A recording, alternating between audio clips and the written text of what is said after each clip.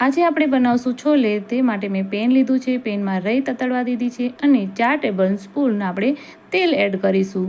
ત્યારબાદ તેમાં આદુ અને લસણની પેસ્ટ એડ કરીશું અને તેને તતડવા દઈશું.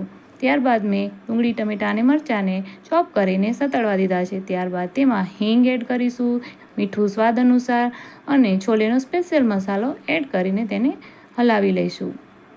ત્યારબાદ તેમાં હળદર, ધાણા જીરું અને કાશ્મીરી લાલ મરચું 3 ચમચી એડ કરીશું.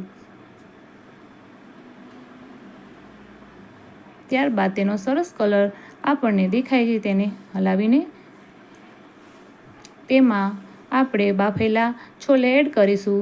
ત્યારબાદ તેને થોડીવાર ઢાંકી રાખી આપણા છોલે ભટુરેની રેસીપી હું નેક્સ્ટ વિડીયોમાં શેર કરીશ.